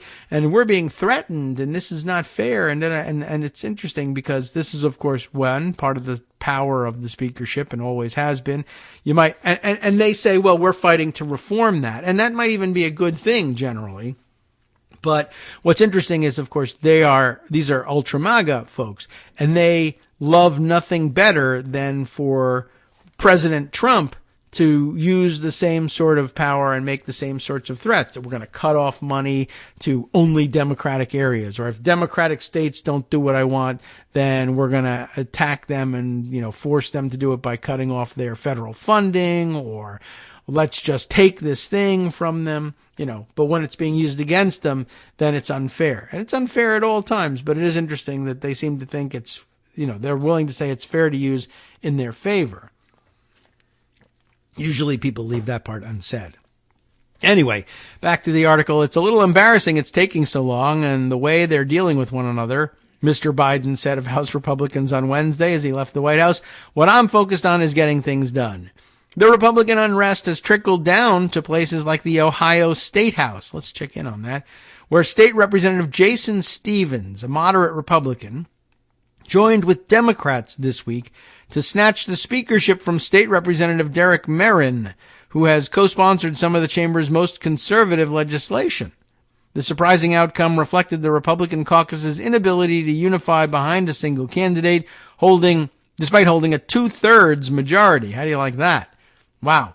The Republican, and I guess that basically means, all right, well, 2/3 of you are calling yourselves Republicans, but the factions are so rigid and so sizable that I guess basically you're saying 1/3 of the chamber is Democrats, 1/3 of the chamber is MAGA lunatics, and 1/3 of the chamber is old Republicans. And between Republicans and Democrats, they can get somebody who, will allow them to legislate and will marginalize the kooks that are inside the Republican Party. If the Republican Party can't bring itself to do it, they can impose that structure from outside. That's a good thing. The Republican National Committee is also facing questions over Ms. McDaniel's leadership. Like Mr. McCarthy, she predicted sweeping victories before the November election, and she is now being challenged by Harmeet Dillon of California, an RNC member who has argued that there must be consequences for the party's failure to meet expectations. Both Republican conflicts have split the conservative news media, with Tucker Carlson of Fox News backing the insurgencies, while his primetime colleagues, including Sean Hannity, a longtime friend of Mr. Trump himself, have urged Republicans to coalesce behind McCarthy. As in the House, the RNC fight isn't about conservative bona fides, in order to use the right pronunciation, or fundraising prowess, or even fealty to Mr. Trump. Ms. Dillon's, I'm sorry, I got that wrong. Ms. Dillon's case against Ms. McDaniel is that the party didn't perform strongly enough in November, and that if more Republicans had won in competitive House races, McCarthy wouldn't be beholden to these members who have held him hostage in his bid to be Speaker. Hi, I'm Scott Anderson, the guy that writes the daily summary for this show, Kagro in the Morning. Thank you to everyone that supports this show. Many of you send donations through PayPal, Patreon, Square Cash, Radio Public, and so on. Some of you write your own essays and send them in, or read articles with your own commentary. We appreciate it. Now, some of you are listening to this and thinking, I'd like to help, but isn't there something I could do that wouldn't require money or effort? Why, yes, there is. You can just like us. On Daily Kos, they call it the recommend button. YouTube has a thumbs up. There are hearts and likes and love buttons. Tap our love button. Tap our love button every day. Share our shows and summaries on Facebook and Twitter, YouTube and iTunes, Stitcher and Amazon. Most of these places allow you to write a review, so a sentence or two would be great. Recommend us to social media, or tell your friends to listen to the show. You aren't just helping us, you're helping them find their new favorite thing to listen to. You could change the world. So thank you in advance from me and everybody else in the world.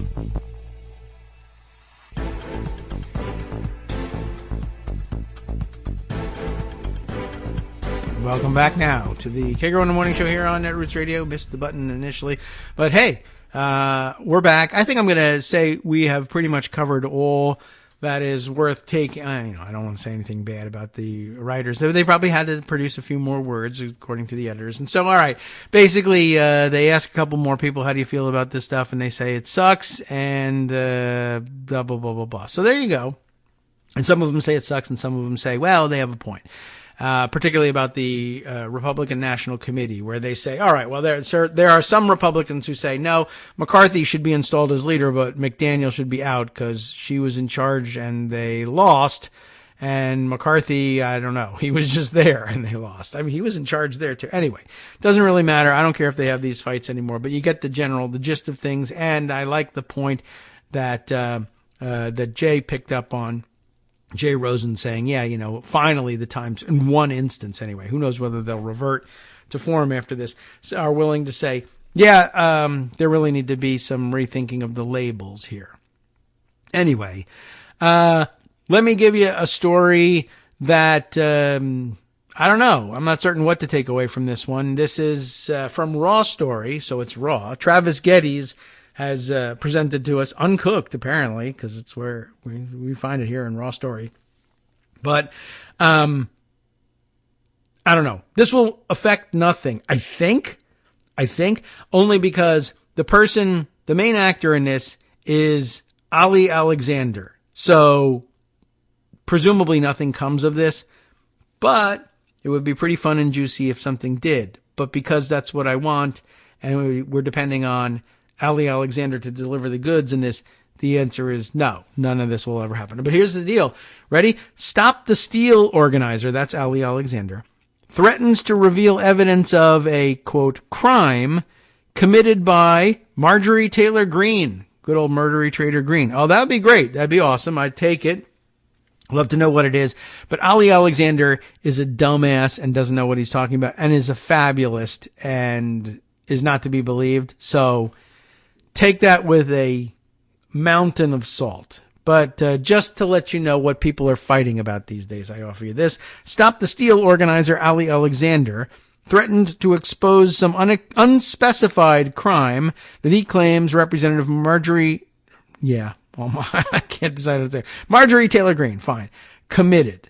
Okay, finally, she's going to get nailed as being the pipe bomber outside of the RNC and DNC on January 6th. No, that's probably not it. It's unspecified, but there is enough clues that you can figure out that it's not actually it. Anyway, also probably she didn't do that. But the right-wing agitator stepped up his attacks on the Georgia Republican, and she's getting it from all over the place. She's in a feud with Lauren Boebert, which I think is fantastic. Anyway, the right-wing agitator stepped up his attacks, and I mean, boy, did he step them up. But yeah, he's responsible to no one in particular because he's not a leader of anything. So he's looking for the most heated rhetoric he can find in order to gain relevance in right-wing land. So he really turns it up here, right? So his support, his steps up his attacks on Greene, whose support for McCarthy as House Speaker opened a rift with Lauren Boebert with an apparent blackmail threat now and a string of misogynist slurs as well, reported Right Wing Watch. So I guess that's the original source of the story, but we're going to go with raw stories right up here. And okay, I should say at the outset, one, again, Ali Alexander is a total idiot. Don't worry about his ever really knowing what the hell's going on. Don't look to him for any real information. But in addition to all that, he is a misogynist and an a-hole. But he's also an over-the-top rhetorician. Is that, what's the word for it? Anyway, so he's a child, and he's being overly dramatic here, not just in his sentiment, but in his expression. You'll see what I mean, and you'll just roll your eyes right out of your head. Ready? I will not suffer this harlot. What kind of stupid-ass line is that? I will not suffer this harlot, Alexander said on his Telegram page. Telegram, come on. That's so low rent. Anyway, I will not be taught vows and loyalty, commitment from a whore. That's not even a proper sentence, but, you know, I don't like her. I call her Murdery Trader Greene. You know, you don't really need to resort to this, but you do in right-wing world. Otherwise, people won't go, ooh, fight. Like, awesome, that guy said something. All right. So this is where we are. His being overly dramatic. You have got me mistaken for some damn fool. And a fool, Ali Alexander, has never been called. Well, you're wrong about that. I just said you were. But you didn't hear me. Alexander, who faces his own legal troubles over his role in planning the rally that preceded the January 6th insurrection, did not provide any details about the crime Greene allegedly committed, but he said it occurred in Georgia, so it's probably not the pipe bombs, and could result in her expulsion from Congress. And that's highly doubtful as well. In the coming days, I'm going to reveal, you won't, that Marjorie Taylor Greene, in my summation and the summation of lawyers, what? He's on trial for, I think, one of the January 6th crimes. And maybe he's claiming that in the summation, you know, in the final arguments, closing arguments from his lawyers, they'll reveal somehow that Marjorie Taylor Greene was involved in a crime, and then it'll be, you know, stricken from the record as out of order and inapt to the proceedings. But, you know, but he says he's going to do it, but they're really probably not. All right, so in the coming days, I'm going to reveal that Greene committed a crime. That crime is going to be handed to the state of Georgia. And the state of Georgia will decide whether they adjudicate that crime or not. The House Ethics Committee and House Rules Committee must expel Marjorie Taylor Greene when this evidence comes to light. Well, they don't have to do anything. But anyway, then he goes back to the misogyny. Ho, go home. I am done with you, he added. And then, like, I don't know, I guess he thought he was keeping up the flighty rhetoric and he just ran out of words. You are lukewarm. I am spitting you out of my mouth. You played me and no more. Everyone will know about your drunken night. I guess that's the crime. Because the consultants who have drunk with you have to choose whether they fear me or whether they fear you. And they fear me, Marge. They fear me a lot more than they fear you. I doubt that's the case. Anyway, here's Right Wing Watch's tweet about the subject, including some video, I guess, of him leveling these stupid things and using all of his stupid language and looking like a, kind of a nerdy, beat-upable guy doing it too. And frankly, I think Marge could probably take him, to be honest. She works out pretty hard, as I understand it. Okay. Well, anyway, I just wanted you to be aware of the fact that was happening in case in case his house got pipe bombed, then you would say, wow, maybe she really did do the DNC thing. But, I'm not going to say she didn't. She didn't.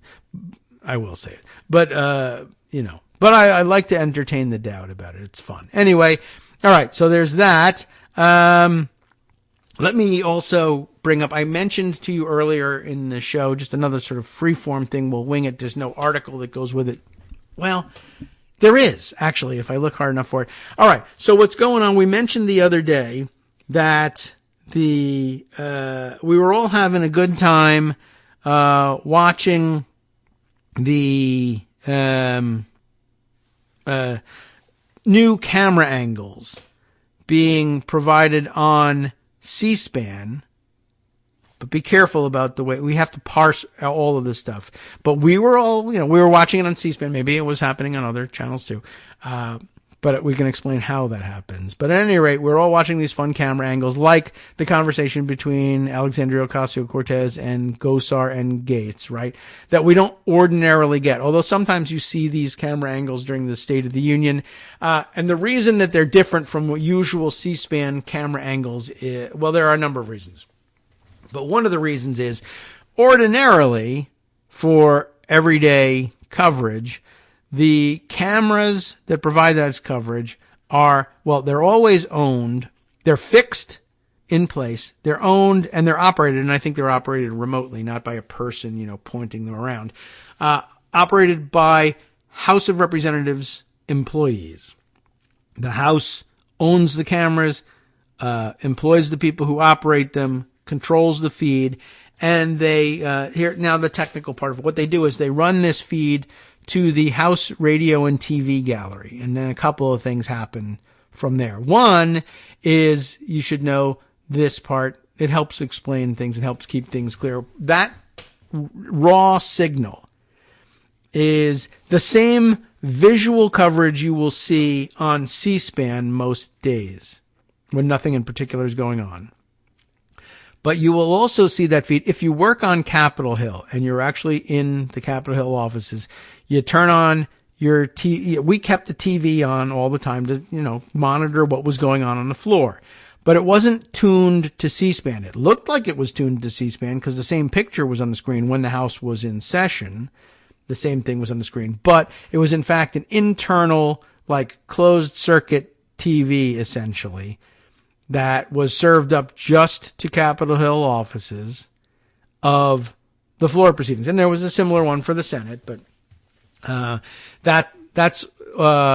it looked like it. But what was missing, if you looked at it, the one thing that would be different, right? If you turned on C-SPAN, you would see the same image, the same person speaking, and almost, in sync. It did have a little bit of weird delay to it.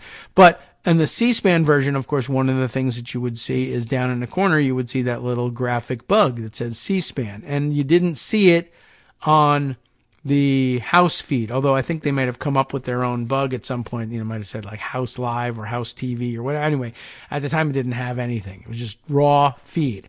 And then I learned from that what C-SPAN does when it's covering the House and the Senate, similar, is they're taking that raw feed that is created by House-owned and controlled and operated cameras and sent to the House radio and TV gallery. And essentially, it's into a video board, and they plug in and they take the signal and they pipe it out of the House over to the C-SPAN headquarters or whatever the hell they use for this sort of processing. And that's when they add the bug and sometimes the Chiron and the crawl and everything. And then they beam it out via satellite as the C-SPAN signal, which they can do because they don't have to pay the House anything or acknowledge the House in any way for providing the signal because it is a government produced product, this video feed. there is no copyright in it. It is a public domain video feed. Well, can anyone get it? Well, there was a time, not a million years ago, but a long time ago, when I was doing Congress Matters for Daily Kos, one of the things I said might be interesting would be, you turn on C-SPAN and you try to figure out what's going on. And for the most part, they, I think rightly refuse to talk over what's going on in the House. But then they later come in and they chime in when there's a break in the action in the House, and they bring experts on or whatever, and they try to explain what you've been seeing. But I always thought it would be more useful to be able to do a little commentary over the things, what's happening as the House is saying it, even though, I would end up using it to jeer at Republicans, and that might not be useful to Republicans, but it would be useful and entertaining. I wanted to make it entertaining to watch the proceedings of the House, and you'd be able to understand what was going on in more or less in real time. And I thought, wouldn't it be great if I could just get the same video feed, the House video feed, which is public domain, and pipe it out differently over the internet and provide my own commentary over it. And I wanted to do that, but the way to get access to that feed was to gain admission to the House Radio and TV Gallery, and there's a whole procedure for that. And, you have to be a genuine media outlet in their view. And at the time, Daily Kos just wasn't that. They basically said, well, we're just not going to approve Daily Kos for membership in the House Radio and TV Gallery or the House Press Gallery, because you're too partisan, is essentially what they said about it. And so we didn't get in there and we didn't gain access. Now, as it turns out, there's another way to gain access. But that project, the time for that one has come and gone. There may still be demand for it yet. So if there is, speak up and we'll see what we can do about it. But at any rate, that's where I learned how the C-SPAN video stream gets produced, that it is government produced public domain video upon which C-SPAN slaps its own logo and then provides some of its own coverage and its own commentary, etc. After that. I also learned along the way, by the way, that C-SPAN also sends cameras to cover other events or committee hearings, etc. Now, most of the committees also have, likewise, fixed cameras operated, owned, controlled by the House that cover committee proceedings and stream those out, but they don't broadcast them in the same way that C-SPAN is, on your regular TV. But at any rate, occasionally C-SPAN is granted access for some of these big events like a State of the Union address, or they didn't even have to be granted access. This was part of the big discussion of the speaker vote, because there were no rules. The rules that usually allow the speaker to exclude them or limit cameras in the room from using more interesting angles and showing different areas, those rules didn't exist. So C-SPAN, trading on its good name, still gets admitted to the House chamber. And I guess there's some question about who could stop them. And uses, this freedom to provide this fun new coverage. And it really should be part of the regular coverage. It does make it more interesting. There is information to be gleaned from it. But anyway, the point here is, while people were getting excited about these new camera angles and saying we should do this all the time, and why not let C-SPAN in there with their cameras if the result is going to be this great kind of fun new coverage. And I remind you that one of the reasons not to allow C-SPAN to handle all of the coverage anyway is that they have in the past had a weird habit of attempting to claim copyright interest in the video that they produced, even though the video that they produced was video of public proceedings. It would be, I think, extraordinarily dangerous, perhaps in a First Amendment sense, but just in a general accessibility of government sense, if C-SPAN were allowed to claim a private copyright interest in what are essentially the proceedings of the federal government. That would be a mistake, I think, and certainly not something I'd be willing to trade for better camera angles. The camera angles are fun. They are revealing. There is substance to them, but I wouldn't trade copyright in the proceedings in exchange for it. Again, they have attempted to do that in the past, and they have opted not to. And so some people might say, well, that's never happened, so it won't happen again. Well, they opted not to. They worked out a deal with the leadership of the House back in, 2006, 2007, when I was really pushing for this stuff, and I was involved in trying to free up the availability of video and make sure it remained in the public domain, but that also it was available more widely than just to people who were admitted to the House Radio and TV gallery. And it is now. You can take a look at the feed as it currently stands at the House website. I think house.gov/live is all that there is to it. And you can you get to the page where you're able to click on, the play button, and you can see the old style C-SPAN coverage, because it's still happening in the House, not just these new C-SPAN angles. But you're seeing the new C-SPAN angles because if you're watching C-SPAN, because that's where you're seeing them. Or if you're seeing the C-SPAN footage being provided by courtesy of C-SPAN to other media outlets, you're seeing them. But the usual rigid fixed camera feed is still there too, which is good news, because that means that they're also producing a live public domain, non-copyrightable version of what's happening on the floor, even if it's not the fancy one with the better camera angles. But they did claim some copyright interest in it, and the House had to convince them to drop their claims in exchange for the House saying, the House basically said, we'll either legislate it away from you forever, or you can do us a favor and get this done in an afternoon by disclaiming the copyright interest and saying you'll never pursue it. And they did that instead for a number of reasons. It was in the corporate interest to do so too, because you could always just say, well, that's not legally binding. We want to test this in court. And their claim was, by adding our commentary or by adding our interesting angles or whatever it is that we add to the coverage, we make the coverage, we reshape it and make it our own. But it was everybody else's feeling that no, at heart, it's really just coverage of government proceedings. You haven't added anything to it, really. The core product is still the government proceeding itself, the video of it. And the fact that you add bells and whistles doesn't make it your own. Copyright experts were saying, even if you had the right to claim a copyright in this somehow, if this was a private performance that you were videoing and adding bells and whistles to, it would not be enough under copyright law to say it's substantially different enough that it's a new product and that therefore copyright ought to fall to you, the videographer, versus copyright remaining in the performer. You see? So, at any rate, they did in fact, they've never said they would never, I guess they said they would. They agreed that they would never claim copyright. But again, they didn't sign anything. They just sort of said, well, all right. But that was an agreement they had with Speaker Pelosi's office, by the way.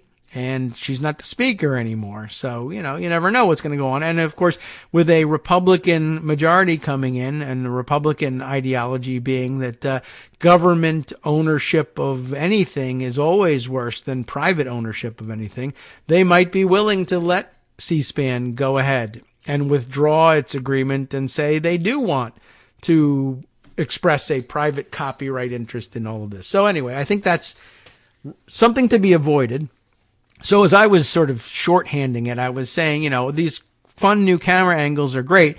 The upside of letting C-SPAN with their own cameras into the room, or rather at that time I thought, and this is where precision in reporting makes a difference.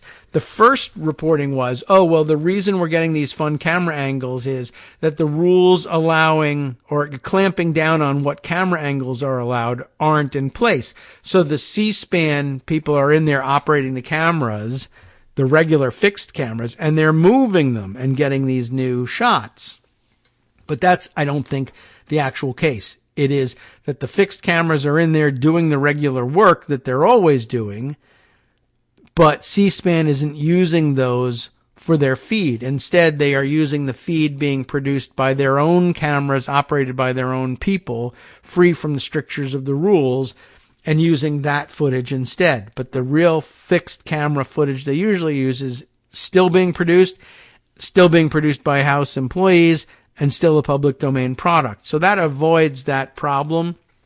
But I originally thought that maybe the upside of this was good camera angles, but the downside of it was that these fun new camera angles were a privately owned product with copyright protection, and you couldn't use them or access them without permission or payment to C-SPAN. Now, there was some pushback on that, and people were like, well, C-SPAN is a good and trusted organization. It's a good organization, and I guess it could be trusted to some extent, but they did in the past try to express copyright interest, and I don't know that they wouldn't do so again. To me, it was just safer to leave the copyright in the hands of the government, or rather to disallow copyright because ownership was in the hands of the government, but therefore public domain and everyone could use it. So anyway, the argument evolved a little bit. We ran around in a couple of different circles, but I think it makes a big difference to know that C-SPAN's own cameras and own operators were the ones producing this thing, and that the old form is still there and still available. So I think you could work something out where you could say, well, why don't we change the rules to allow C-SPAN greater access to the floor, but also, one, make sure that the regular public domain feed is always maintained. And two, why not pressure C-SPAN and say, in exchange for permission to enter the chamber for big events, you must continue to agree not to express any copyright interest in the proceedings of the government that we allow you to cover.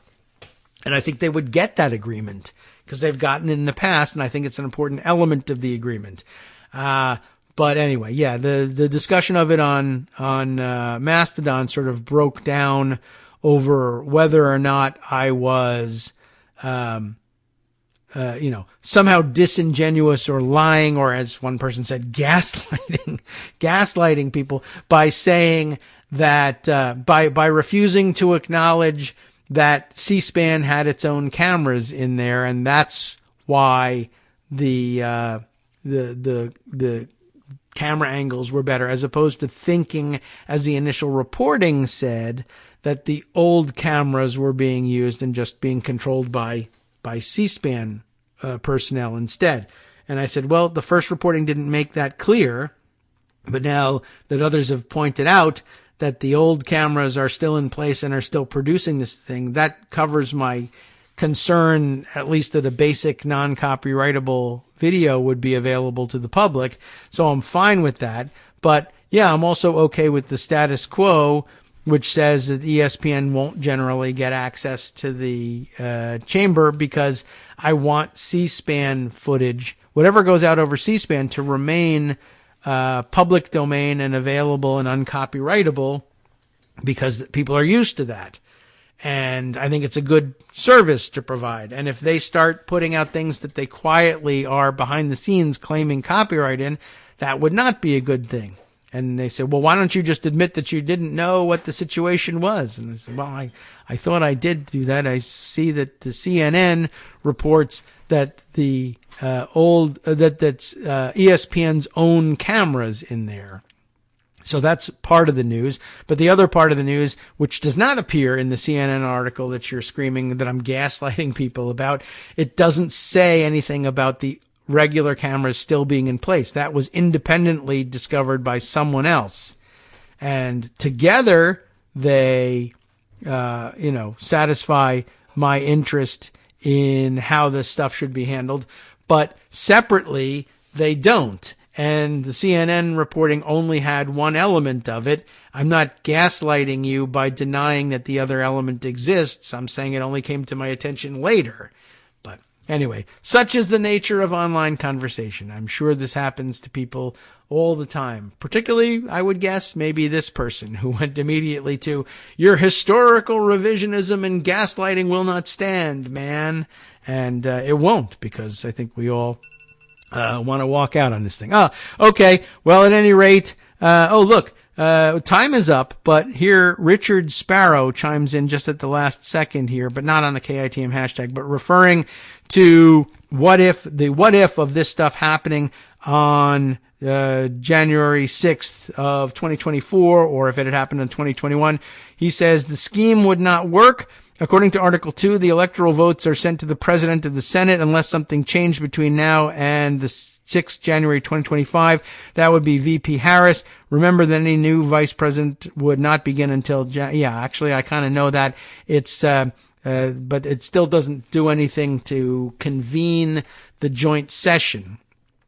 That's the problem. So I'll get back to that in just a minute. Anyway, time now for us to wrap things up and play our outro music and get ready to hand things over to Justice Putnam for the West Coast Cookbook and Speakeasy, which I'm reminded is probably not a live broadcast today because we're still waiting for the new laptop to come in. But as I understand it, okay. Well, here's the answer. Taking the day off here to catch up on radio stuff, fixing things basically, making everything that will work when the laptop gets here. Podcasts resuming again next week. It's a good day. Friday is a fine day to take off from the somewhat harrowing experience, believe it or not, day to day producing these things. But okay, good luck, and I'm glad to hear that the new laptop is on the way. I don't know what's up next, maybe some reruns, but you're going to probably want to keep one ear out for what's happening on Netroots Radio, and maybe another one starting in about an hour from now on what's happening on C-SPAN, who's stealing their video thread from the rest of us and trying to own copyright in it, and we'll just keep one eye on it, make sure that they don't do that. And the rest of it, if you want to have more camera angles, but you can guarantee public access to the copyright or prevent anybody from claiming a private copyright in it, I'm fine with that. We can reach an agreement. I don't have to be accused of gaslighting anybody. I think that was a little heavy-handed, but you never know. People think weird things on the internet, and you're invited to do so for the weekend, but come back here and stop thinking weird things. Think true things on Monday when we see you next. You have been listening to Kagro in the Morning with David Waldman. And now I have nothing to tell you because I don't know what comes up next, but I'm sure it'll be good. And at the very least, it could be musically entertaining, even if there isn't the podcast rerun of the West Coast Cookbook and Speakeasy queued up. But I want you to get into that habit. Never get out of it. I won't let you drop that habit just because the show isn't live today. See you next week.